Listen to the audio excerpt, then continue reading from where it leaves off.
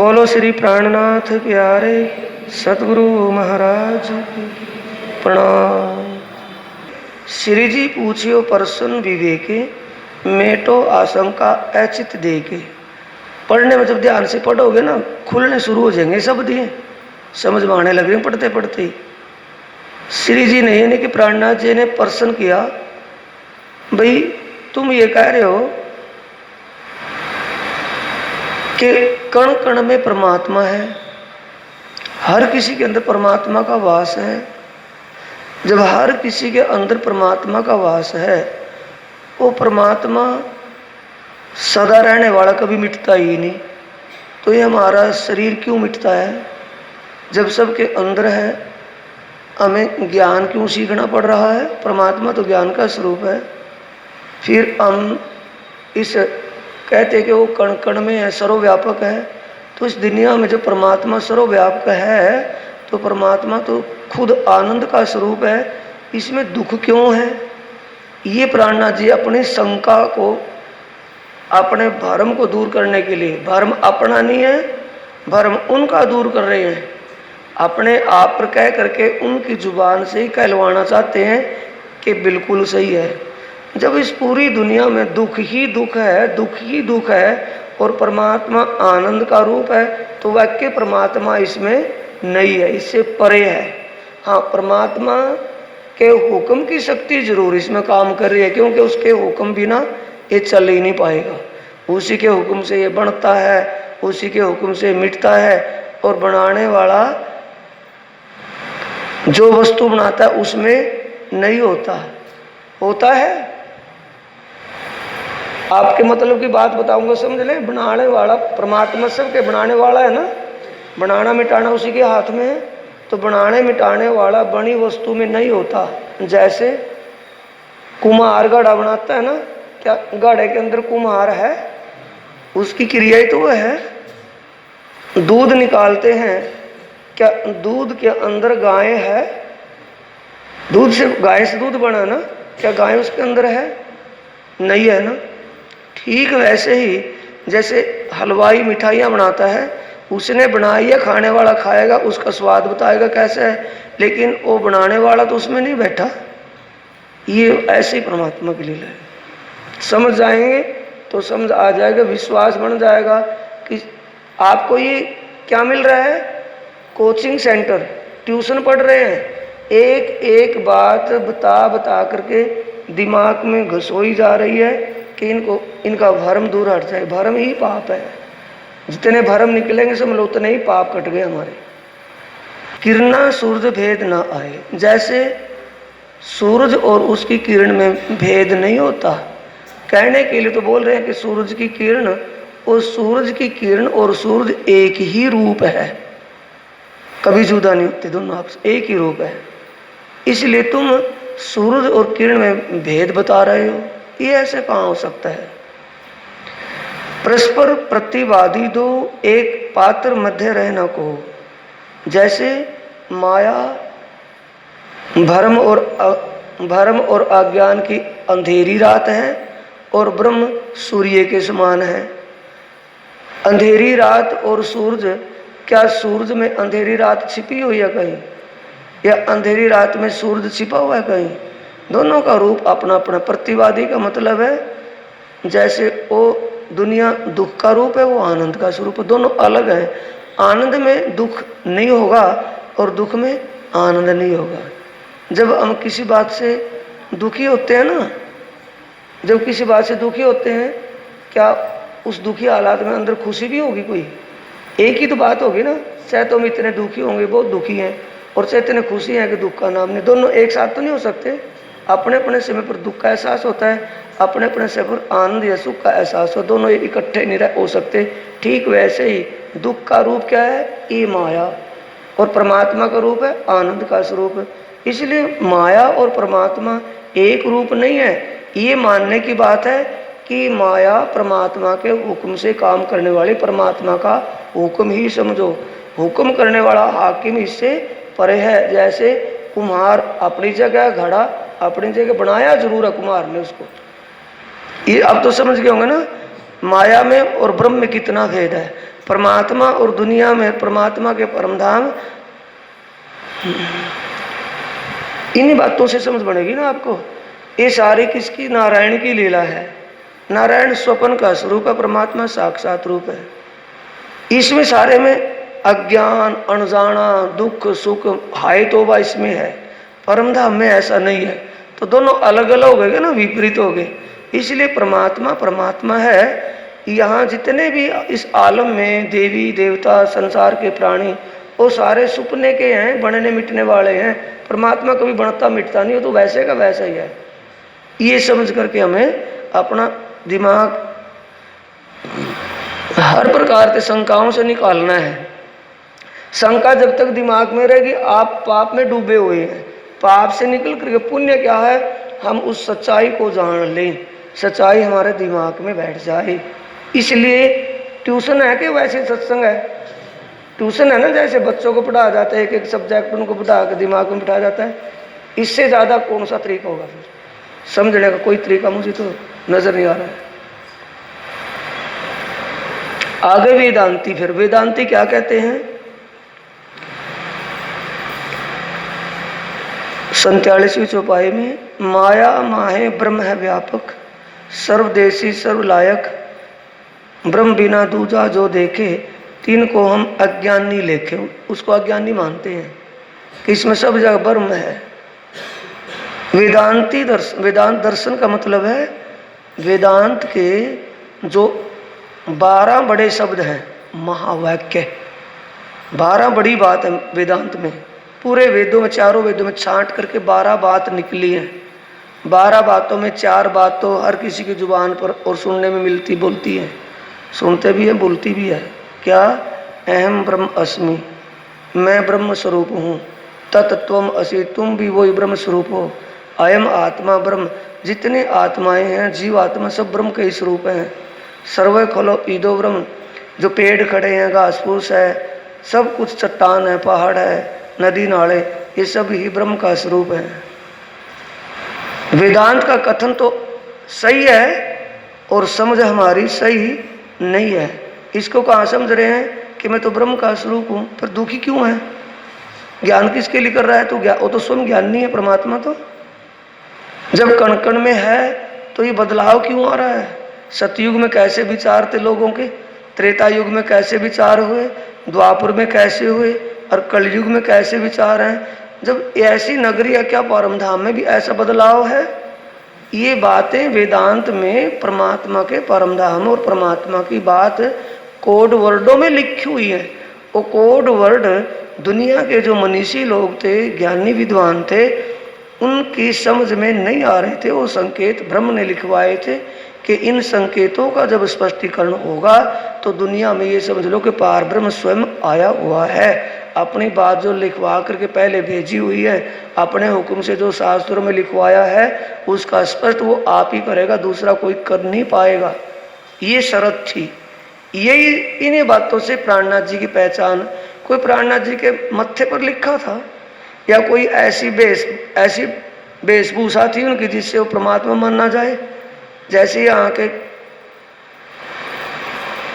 जैसे एसओ है, उसके स्टार अलग लगेंगे, दरोगा है उसके अलग लगेंगे, आम मुंशी है उसकी फित्ती अलग होंगी, सिपाही है उसकी अलग होंगी।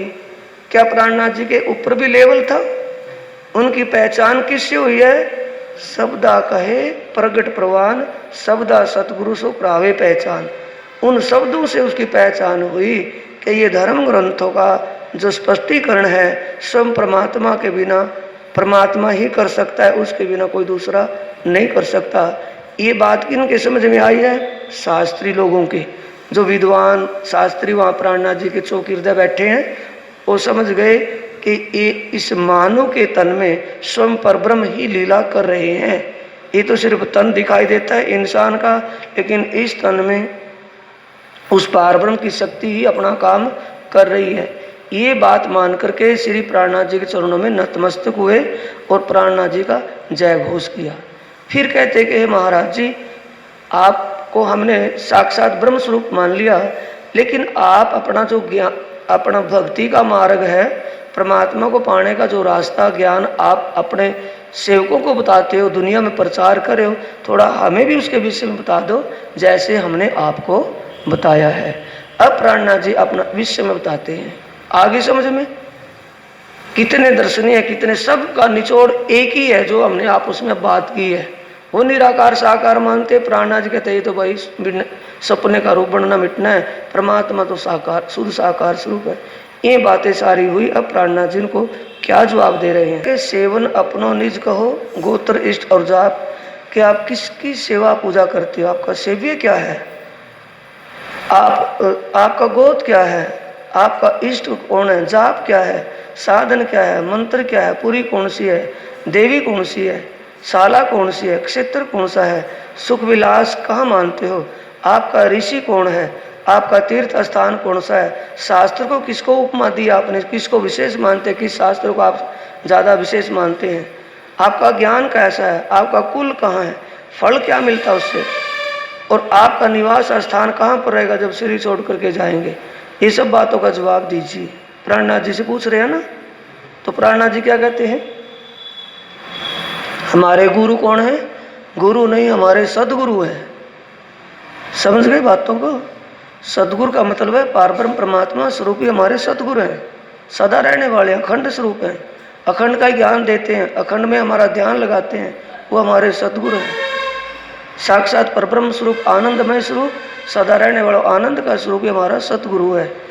तो आज के इस युग में साथियों हमारा सतगुरु क्या है, उनका कहा हुआ ये ज्ञान, उनका ज्ञानमय स्वरूप ही हमारा सतगुरु है जो हमें रास्ता दिखा रहा है। अब तो समझ गए ये किताब नहीं है, भले ही छपाई हुई है कागज पर, लेकिन कागज पर जो बातें हैं वही ब्रह्म का स्वरूप है। कागज तो कागज है, कागज के अंदर जो बातें लिखी हैं वो परमात्मा के आवेश के द्वारा उनकी मुखरित बातें ही इसमें लिखी हैं, जिनसे हमें सत्य असत का ज्ञान हो रहा है। ये उनका ज्ञान में क्लियर है, वांगमय स्वरूप इसको कहा है। तो अब क्या करें कि सतगुरु हमारे परब्रह्म स्वरूप आनंद के स्वरूप हैं, उसकी साक्षी शास्त्र में कहाँ लिखी है कि भी ऐसा वो होगा। नीचे देखे अस्कंद पुराण गुरु गीतायाम है, अस्कंद पुराण के गुरु गीतायाम अध्याय में स्पष्ट लिखा है, ब्रह्मानंदम परम सुखदम, ये श्लोक है। सतगुरु के रूप की गवाही दे दी इससे आगे। फिर उपनिषद में भी लिखा है, इसमें किसकी साक्षी दे रहे हैं कि उस परमात्मा को पाने के लिए आप क्या तरीका अपनाते हैं। सूत्र तो पढ़े लिखे हैं आप, सूत्र का मतलब है तरीका, सूत्र ही तो है ना, किसी सवाल को समझने के लिए सूत्र, उसका तरीका, उसका मेथड, किसी भी चीज़ को पाने के लिए वो रास्ता। तो क्या है, यदक्षरम परम परम ब्रह्म तत्सूत्रीमिति धारियेत, कि हमारा सूत्र जिसे हम जिनेऊ कहते हैं ना, देखो कितना अंतर है प्राणनाथ जी के हर प्रकार हर बात में। संसार के लोग उस धागे, इन्हीं के धागे से बने सूत्र जनेऊ तक ही है, उसको गले में डाल लिया तो क्या कहेंगे, उसे अपने आप को सूत्रधारी है मानते हैं ना, सूत्रधारी जनेऊ को, ये जनेऊ पहनने को मानते हैं हम सूत्रधारी हैं। सूत्र का मतलब है जो सर्वश्रेष्ठ परब्रह्म परमात्मा है उसको कैसे पाया जाए, उसको पाने का तरीका क्या है। जनेऊ पहन लिया और परमात्मा को पाने का तरीका होनी, समझ होनी, तो जनेऊ क्या मुक्ति दे देगा, नहीं दे सकता ना। मुक्ति पाने का साधन और तरीका क्या है, वो अक्षर ब्रह्म है, जिसको अक्षर ब्रह्म का यानी जो नारायणी लीला तक सीमित है, इससे परे अखंड लीला जो ब्रह्म की लीला है उसको नहीं जानता तो परमात्मा को कभी पा ही नहीं सकता। क्योंकि ब्रह्म क्या है, जिसके ब्रह्म के एक विचारने से ही ये ब्रह्मांड बनते मिटते रहते हैं। ब्रह्मांडों के मालिक भगवान शंकर, भगवान विष्णु, ब्रह्मा जी और भगवान सत्यनारायण आदि, उनके एक संकेत से अनंत बनते मिटते हैं। उस ब्रह्म को जानने के बाद फिर पार ब्रह्म कहाँ है, उनकी लीला कैसी है। सीढ़ी से सीढ़ी चढ़ेंगे ना, एक पैड़ी से दूसरी पैड़ी पर, निचली पैड़ी पर जंप लगा करके मंडेरे पर चल जाएंगे, कभी नहीं है। इसलिए वो तरीके से बता रहे हैं कि भाई हमारा सूत्र है अक्षर ब्रह्म। चोटी रखते ना हिंदू, क्योंकि उन्होंने क्या कहा था कि आप हमें एक नए से लगते हो, कहा तुम्हारी राह तो नई है, हम सुनी ना देखी काहूँ, झारो दीजिए आपनो तुम हम मार्ग में नहीं। ये तुम हिंदू धर्म से संबंधित हो तो आप एक नई से, आपका तरीका नया लगता है, आपकी हर बात नई है, हमारे हिंदू धर्म से हट करके है। वो सच्ची कह रहे हैं। वो क्या समझते हैं कि भाई ये कोई कभी बादशाह औरंगजेब की साजिश ना हो, ये मुसलमान हो, इतनी दुनिया में किसी को मुसलमान बनाने के लिए नहीं आई हुई बुका सिखा करके। अब राह नहीं क्या है, दुनिया की जो पुरानी रूढ़वादी चली आ रही है, हिंदुओं में बैठ करके अपने पहचान दे रहे हैं ना, तुम हम मार्ग में नाही, हिंदू धर्म में तुम्हारी कोई वेशभूषा ऐसी लगती नहीं, हर प्रकार से नया लगता है। नया है और नया उससे पहले किसी ने बताया नहीं। नया क्या है, कैसे है? हम पुराने प्राचीन होते किस रूढ़वादी में बंधे हैं? चोटी रख ली, चोटा रखते हैं ना सिर पर, चोटा रख लिया, जनेऊ पहन लिया, चंदन तिलक लगा लिया, सफ़ेद कपड़े पहन लिए, क्या हो गए? पाक हिंदू, शुद्ध साग पाक हिंदू। ये तो वेशभूषा है ना। और उस परमात्मा को पाने के लिए पाकता क्या होनी चाहिए? पाक न होइए इन पानिए, चाहिए अरस का जल, नहाइए हक के नूर जमाल में, तब होइए निर्मल। हक का नूर जमाल क्या है? परमात्मा, अपनी आत्मा, आत्मा के सच्चे मालिक और उसके घर परमधाम की जानकारी जिस ज्ञान से होती है, वही ज्ञान पवित्र करने वाला अमृत जल है, जिससे हमें अपनी, इसमें ये बोलता है ना, बोलता निकल करके चला जाएगा, मिट्टी रह जाएगी। ये बोलता क्या है? कौन है ये? इसका रूप कैसा है? इसका संबंध किससे है? इसका असली घर कहाँ है? कैसे वहाँ से बिछुड़ा है? कैसे वहाँ जाएगा? ये सारी बातों को जानना ही हक के नूर जमाल में स्नान करना है। उनका ये ब्रह्म ज्ञान है जिससे हमें ये बातें मिलती हैं। तो प्राणनाथ जी का सिस्टम कैसा है कि चोटी तो हमारी है, अक्षरातीत परमात्मा जिसको आज तक किसी ने जाना ही नहीं, और उसको जानने के लिए मैथड सूत्र है हमारा ब्रह्म की लीला। नारायण लीला से परे ब्रह्म है और ब्रह्म से परे पार ब्रह्म है। पार ब्रह्म तो हमारी चोटी है और ब्रह्म हमारा उसको पाने का एक सूत्र है, उसको जानना है।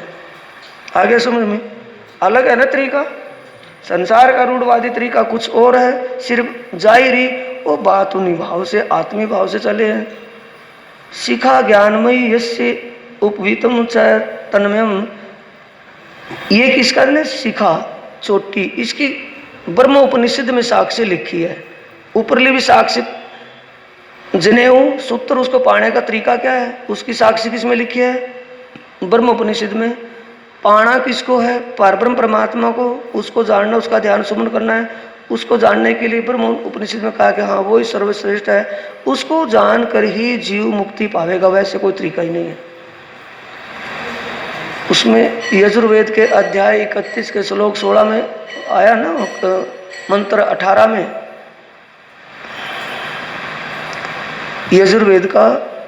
यजुर्वेद के अध्याय 31 सुक्ता केन का मंत्र 18 में जो आया है, वेदा मेतम पुरुष महांत, कि वो महान, वेद कहता है वो महान पुरुष जो परमात्मा के स्वरूप, परमात्मा समान जो महापुरुष है, जिसका स्वरूप अखंड आदित्य वर्ण, अखंड और अनुपम स्वरूप है, वो अखंड अनुपम स्वरूप वाला महान पुरुष, महापुरुष या परब्रह्म, तमस्य प्रस्तात, तमस अंधेरे, तम कहते हैं अंधेरे को, तमस का मतलब बहुत ज़्यादा अंधकार।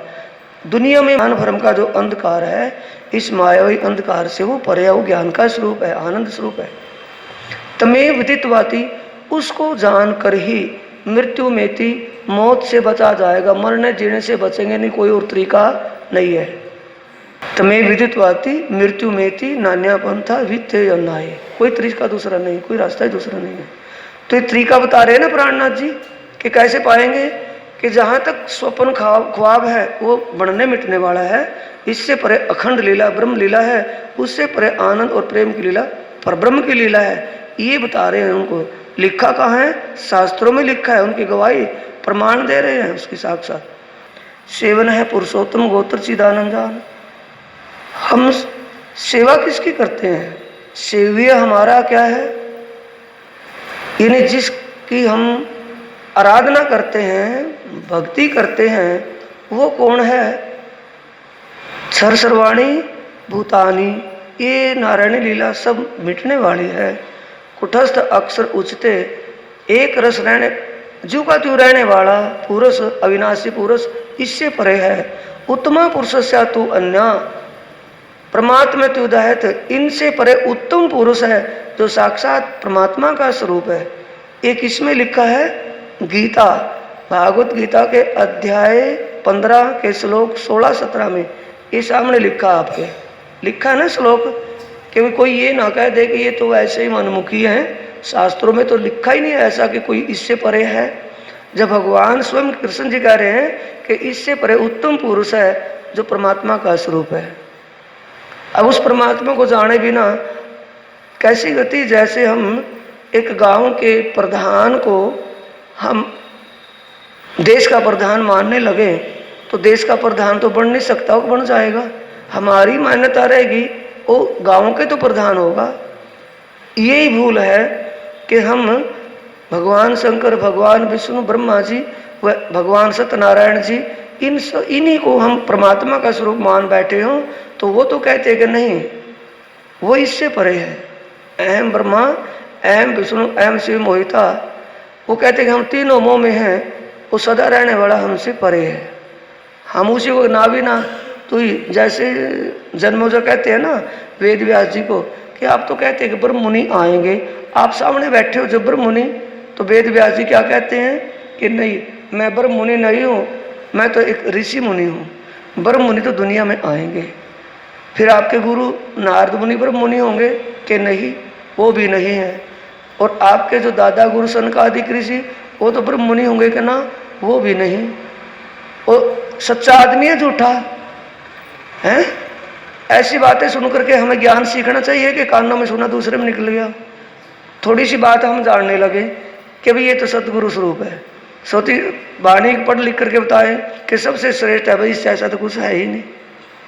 तो ऐसे हमें अपनी शंकाओं का समाधान स्वयं करना होगा, किसी के बहकाव में ना करके।